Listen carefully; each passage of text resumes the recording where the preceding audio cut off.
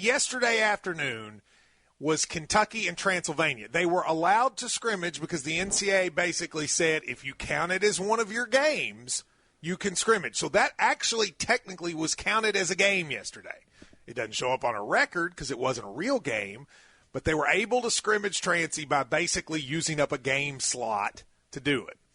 So it occurred yesterday, and I, Ryan, talked to a couple people with knowledge of what happened. Okay, let's hear it. And here's what I heard. Some of this is positive. Well, most of it's positive, but a little bit of it's negative. First of all, do you want the positive or the negative? I need positive, and I need a lot of positives. So let's start with positives. that. First of all, I was told that just like we kind of saw Saturday against Louisville, Mintz and Askew probably played harder and better in terms of their capabilities than anyone else. That those guys continue and are almost becoming the leaders of the team, which, my view is your best players need to be your leaders. But I guess if you can't get that, you want them to be your point guards. So I think Mintz and Askew, Mintz is our best player right now, and Askew makes mistakes, but I think is playing hard and is sort of endearing himself to fans. So, Ryan, good to hear that those guys are still doing that. And I got to praise Askew. He was struggling to start the season, and we were kind of on him quite a bit. But the last couple games, he's started the game the other day. So it's good to hear that he has kind of settled in, finding his role, and playing better each time out. He struggled defensively against Louisville. He could not guard those guards, but I don't think it was because of lack of effort. He just couldn't. He could not stay in front of them, and, that just kind of is what it is. I was told yesterday that B.J. Boston looked like B.J. Boston, that he was sort of scoring at will, and that most of the people who aren't familiar with the team sort of look at that and go, how come we don't see that guy in the games? Because in that setting, he was exactly what we thought we would be, which makes you wonder in some ways, Ryan, why don't we ever see it in the real games? Because, we've heard people who've been to practices say that same thing.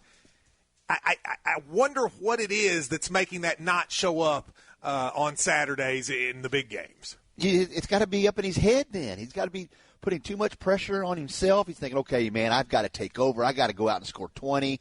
I've got to, impress the NBA guys. It's got to be up something upstairs then he's doing it to himself. And then the third positive thing, and this, I don't know if this is going to make everybody happy or drive them crazy. I'm told our guy Dante Allen went 7 of 8 from three-pointers. You got to be kidding me.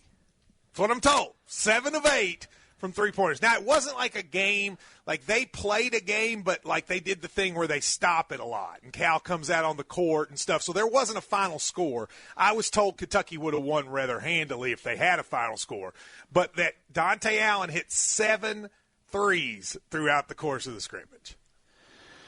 Okay, and I'm tired of hearing these excuses from Cal about Dante Allen. That one he had the other day about, I got to let these guys shoot through their misses. And then the one he had after the Louisville game, I didn't play him in the first half. I couldn't play him in the second. That is such crap, man. I'm tired of hearing this stuff. You got to play the kid because nobody else can shoot, so you got to play him. If he doesn't play him Saturday, after not playing him against Louisville and saying it was because he kind of didn't get him in, then saying, I promised him his time is coming, and then he hit 7 threes against Transy, you do have to wonder at that point. You do, yes. He went out and proved it. He proved it in the scrimmage. If he hit 7 out of 8, he proved it to you, Coach. And then the final thing, now this is the one negative. I was told the biggest struggle during the game, and the person that probably took the most criticism from Cal was Olivier Sarr. And you would think against a team like Transy, which a lot of little guys probably, that he would have been able to showcase.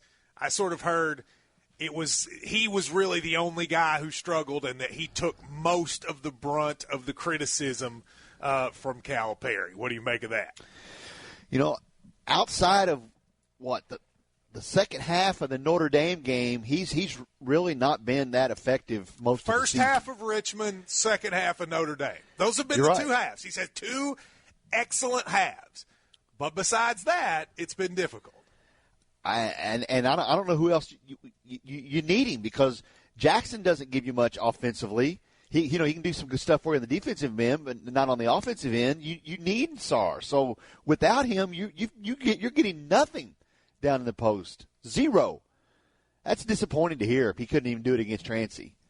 So I had 2 different sort of sources that were around the building, and they both kind of came up with the same thing. And the first thing they both said was Dante Allen hit 7 threes.